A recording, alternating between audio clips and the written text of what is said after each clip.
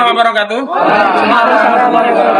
Terima kasih kawan-kawan media. Tadi sudah dilakukan tahap 2 dan untuk update apa yang terjadi di dalamnya karena cukup lama tadi pemeriksaan. Namun karena di dalam ada Bung Gafur Sangaji, maka saya persilahkan Bung Gafur Sangaji untuk menjelaskan apa yang menjadi kronologisnya di dalam, termasuk substansi apa yang paling penting yang harus diketahui oleh seluruh rakyat. Kenapa demikian? Karena perkara ini perkara yang mendapat atensi dari seluruh rakyat. Pada Bung Gafur Sangaji dipersilakan. Ya, terima kasih Bang Nurdin dan rekan-rekan media, rekan-rekan advokat di sini yang kami hormati, Pak Umroseno mantan Kapolri, ada juga Bang Ahmad Yani ya, kemudian teman-teman advokat yang lain. Alhamdulillah proses tahap 2 atau kita sebut penyerahan tersangka dan barang bukti dari penyidik Polda Metro Jaya ke Kejaksaan Negeri Jakarta Selatan itu sudah selesai dalam arti tanggung jawab penyidik sudah tuntas. Ya, jadi dengan dilakukan tahap 2 hari ini, maka tanggung jawab hukum dari Polda Metro Jaya itu sudah selesai. Selanjutnya tanggung jawab hukum menjadi tanggung jawab dari Kejaksaan Negeri Jakarta Selatan. Sehingga tadi kami melihat ada penyerahan berkas perkara juga kan sudah lihat, kemudian juga hampir beberapa koper barang bukti, ya. Kemudian juga kalau saya menggambarkan berkas perkaranya mungkin setinggi saya ini ya, setengah meter lebih, hampir 1 meter ya berkas perkaranya ya. Jadi kita membayangkan bahwa perkara ini adalah dugaan pencemaran nama baik atas objek ijazah. Ya, saya mengupdate pertama adalah terkait dengan peristiwa pidana apa yang sesungguhnya terjadi. Ya, dan laporan siapa yang diterima. Yang pertama adalah saya mengkonfirmasi langsung dari jaksa penuntut umum pasal yang menjadi dakwaan nantinya dalam proses persidangan. Pertama adalah pasal 310 yang berubah menjadi pasal 433 terkait dengan pencemaran. Kemudian yang kedua pasal fitnah, pasal 43311 yang berubah menjadi pasal 434, ancaman pidananya 6 bulan dan 2 tahun. Kemudian ternyata ada beberapa laporan dari Samuel Sweken, Andi Kurniawan, dan kemudian Lecumanan dari Pradi Bersatu, itu sama sekali ternyata tidak terbukti nantinya. Karena laporan-laporan tersebut ternyata tidak diterima oleh jaksa penuntut umum. Berdasarkan apa? Berdasarkan P19. Jadi jaksa menggugurkan 3 laporan LP. Yaitu dari Samuel Sweken, Andi Kurniawan, dan Lecumanan. 3 orang. Tentu ada konsekuensi hukumnya ke depan ya. Tapi kami tidak akan menyebut apa konsekuensi hukumnya ke depan. Yang kedua adalah dimasukkannya pasal 32 dan pasal 35. Jadi dalam perkara ini, yang menjadi pasal dakwaan nantinya dalam proses persidangan itu adalah LP dari Pak Joko Widodo. LP lain digugurkan oleh jaksa penuntut umum. Berdasarkan P19. Jadi selama ini yang bikin gaduh itu dari kelompok-kelompok relawan, dari Pradi Bersatu, mereka mendalilkan ada ujaran kebencian, ada penghasutan terkait dengan objek ijazah. Ternyata setelah diperiksa berkas perkaranya oleh jaksa penuntut umum, clear 100% bahwa laporan-laporan tersebut tidak berdasar secara hukum, maka digugurkan dalam surat dakwaan. Allahu Akbar. Ya, itu hal yang pertama. Hal yang kedua, dalam proses penyerahan tersangka tadi, ada pertanyaan dari jaksa penuntut umum kepada para tersangka yang kami sebut adalah para pejuang, yaitu apa?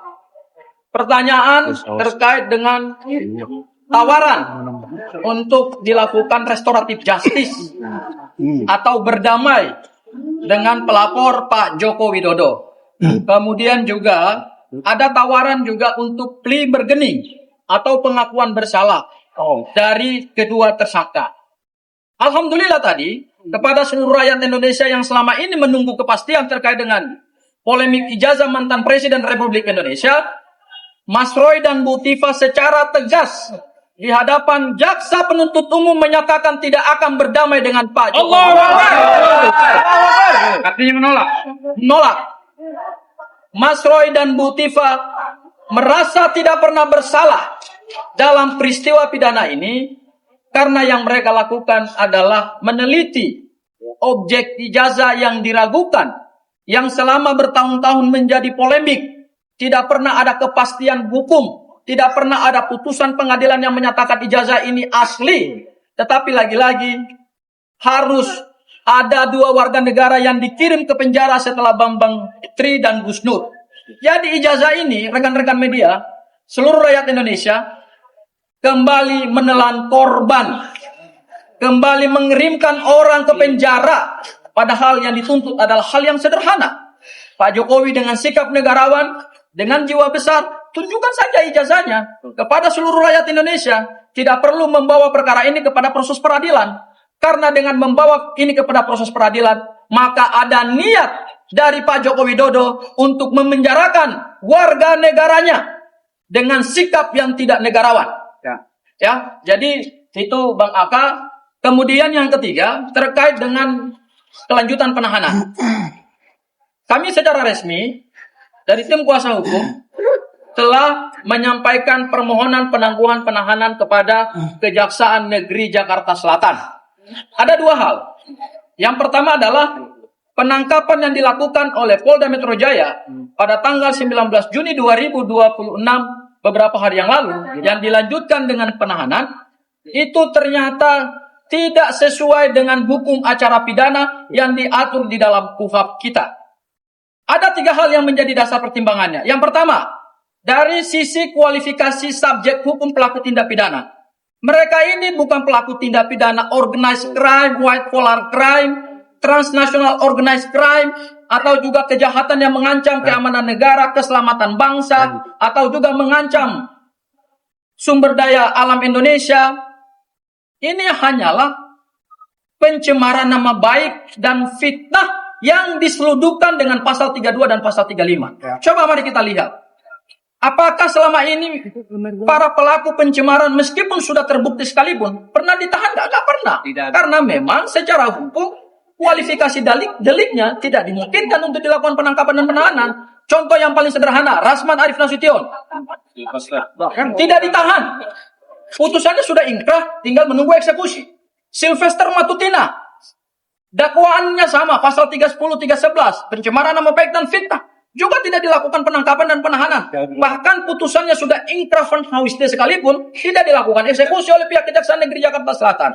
Hal yang kedua, dari sisi urgensi hukum. Tidak ada kepentingan hukum yang mendesak untuk melakukan penangkapan dan penahanan kepada para tersangka. Karena tidak ada kekhawatiran melarikan diri. Mereka kooperatif selama ini. Tidak ada kekhawatiran menghilangkan barang bukti. Karena barang bukti yang ada hari ini adalah barang bukti yang disita oleh Polda Metro Jaya. Berkoper-koper. Tidak ada satupun barang bukti yang disita oleh dari para tersangka. Kemudian kekhawatiran mengulangi tindak pidana. Tindak pidana mana yang diulangi? Apakah setelah melakukan pencemaran nama baik, kemudian melakukan penganiayaan misalnya? Apakah kemudian melakukan tindak pidana yang diancam dengan pasal lain? Jadi semua yang menjadi dasar dari penangkapan dan penahanan ini sejujurnya itu sangat tidak sesuai dengan hukum acara pidana. Kemudian yang terakhir adalah dari sisi dasar penahanan dan penangkapan. Penangkapan ini dilakukan sebenarnya sudah di luar kewenangan penyidik Polda Metro Jaya karena penyidikan itu telah dinyatakan selesai. Pada tanggal berapa? Tanggal 30 April 2026. Pada saat tadi kami melihat P21, ternyata berkas perkara ini sudah dinyatakan lengkap sejak tanggal 30 April 2026. Maka sejak tanggal 30 April 2026 tersebut, kewenangan penyidik Polda Metro Jaya sebetulnya untuk menuntaskan penyidikan itu sudah selesai. Buat apa lagi menangkap dan menahan orang? Karena penyidikannya sudah dianggap selesai. Ya, jadi kami melihat bahwa atas dasar tersebut, kami meminta kepada Kejaksaan Negeri Jakarta Selatan melalui permohonan resmi yang disampaikan oleh istri Mas Roy, kemudian anak dari Dr. Tifa, didukung dengan jaminan tambahan dari tokoh-tokoh bangsa, maka kami memohon bahwa terhadap penahanan lanjutan tidak bisa lagi dilakukan. Dan alasan yang kedua tentu adalah pada alasan kesehatan. Ya, kami tadi sudah berkonsultasi dengan penuntut umum, dan juga ditanyakan penuntut umum kepada tersangka, apakah tersangka dalam keadaan yang baik untuk kami melanjutkan penahanan. Tersangka menyampaikan bahwa baru saja tadi pagi, sekitar jam 7 pagi, baru keluar dari Rumah Sakit Polri Bayangkara. Jadi perawatan inap yang dijalani oleh kedua tersangka ini adalah resmi yang dimohonkan oleh penyidik Polda Metro Jaya. Jadi tidak ada satu rekayasa, tidak ada satu upaya untuk merekayasa status kesehatan atau kondisi kesehatan para tersangka. Tetapi ini adalah permintaan resmi dari penyidik Polda Metro Jaya mengirimkan dua tersangka ini untuk dirawat inap selama kurang lebih 2 hari ya. 2 hari ya. 2 hari. Dan kemudian setelah tadi pagi mereka keluar, keadaan kesehatannya juga ternyata belum stabil. Oleh karena itu, mudah-mudahan kami sedang menunggu putusan terakhir. Ya, jadi proses penyerahan tersangkanya sudah selesai, penyerahan barang buktinya juga sudah selesai. Tahap terakhir adalah kami menunggu putusan dari kejaksaan, apakah penahanan lanjutan dilakukan atau tidak. Tapi mudah-mudahan kami minta dukungan doa dari seluruh rakyat Indonesia. Semoga dua pejuang ini yang angka mengungkap kebenaran atas polemik ijazah mantan Presiden Republik Indonesia, mudah-mudahan bisa dikabulkan. Itu